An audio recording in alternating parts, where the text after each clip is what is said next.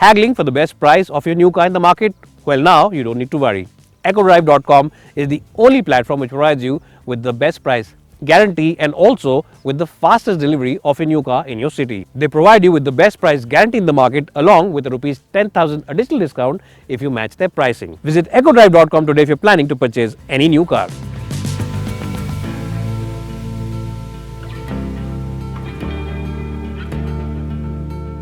Well, so talking about the interiors of the Magnite, now this car comes with good interiors in terms of quality, and it is at par with the Venue. It's not behind the Venue in terms of the overall quality.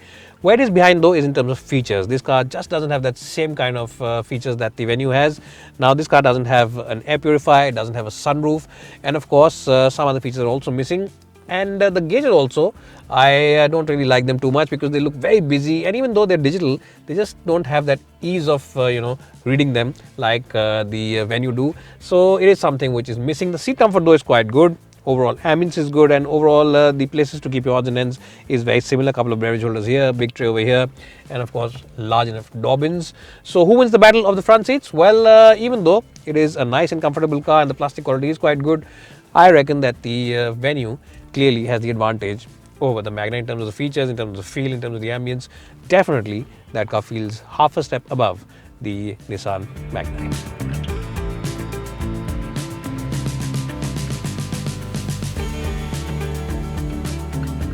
Well, so here I'm inside the cabin now of the Hyundai Venue. Now the biggest advantage that this car has is the features list is a little more premium, a little more rich. You of course get this huge sunroof which opens up and really makes the cabin feel more airy and brighter than it is.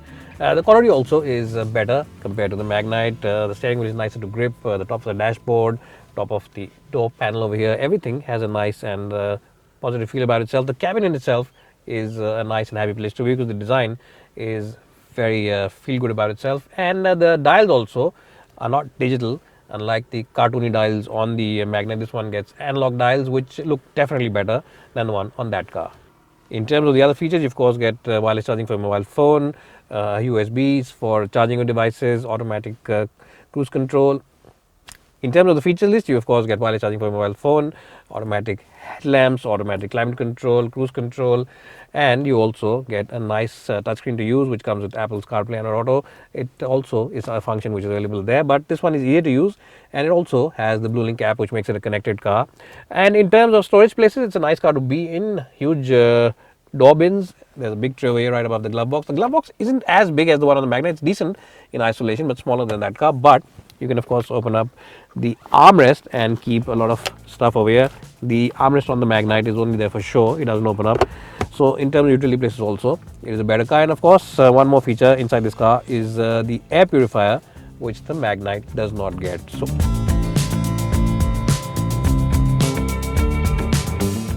well, so talking about the backseat of the Nissan Magnite, in terms of knee room, it is much better than on the Hyundai Venue. You get more space, you can stretch out your feet a little more, and the seats also offer better cushioning than the Venue. And of course, you can have a long conversation here with whoever sitting in the front, and you won't feel claustrophobic because this car also has a quarter glass window at the back. So let's not confuse things and try and mix things up. The clear winner of the backseat department compared to the Venue is the Magnite. If you want a car just for the chauffeur driven occupants, then this is a better car for people who sit in the back seat.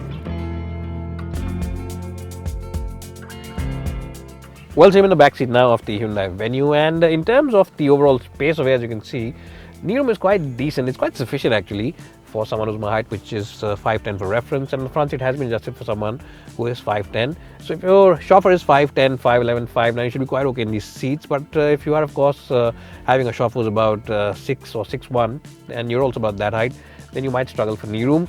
Which car wins the battle of the back seat? Well, I reckon that the Magnite has a little more space in terms of the knee room at the back. But in terms of isolation, the seat comfort on this car also is very good. The cushioning is definitely better. The knee and hip angle is also quite good. And you can sit here comfortably for long journeys. But yes, if you want the ultimate chauffeur driven car, if you want a car just for the backseat experience, and you want a car where you sit at the back all day long, then the Magnite definitely has a small advantage over the Hyundai Venue. Now let's see who wins the battle of the booth.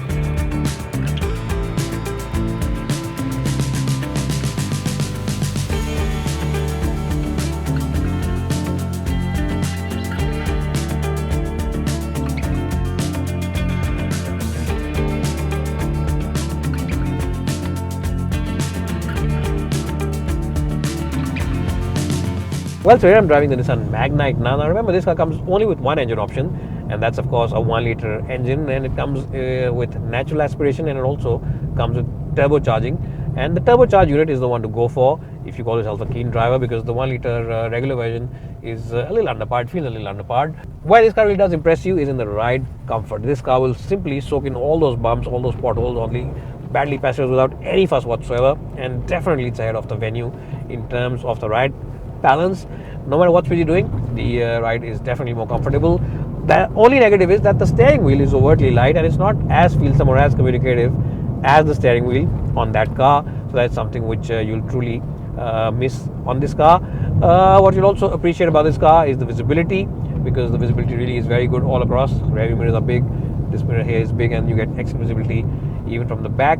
The engine though, the 1-liter engine on the turbo version, is not as responsive or not as crisp as the one on the Hyundai, and of course the Kia Sonet also has the same engine, but it just feels a little noisy as well when you rev it hard. Mid-range is quite good once you get it above 1600, 1700 RPM all the way to about 6000 RPM. The mid-range is very strong, and the top end also is very strong.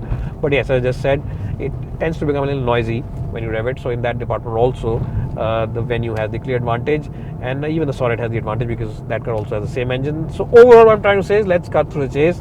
If you call yourself a keen driver, you want a keen driver's car, and you want a car which offers you engaging drive experience, a nice gearbox, automatic gearbox, and a very peppy turbocharged petrol engine, definitely the Hyundai Venue has the advantage over the Nissan Magnite.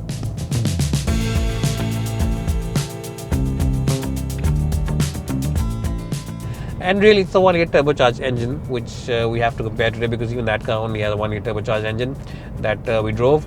In terms of power output, this one is more powerful. It's 120 bhp, that was 100 bhp, so 20 bhp additional. And performance obviously is better as well because it's more powerful. It's a more punchier engine. The mid-range is stronger, the top end is a little stronger.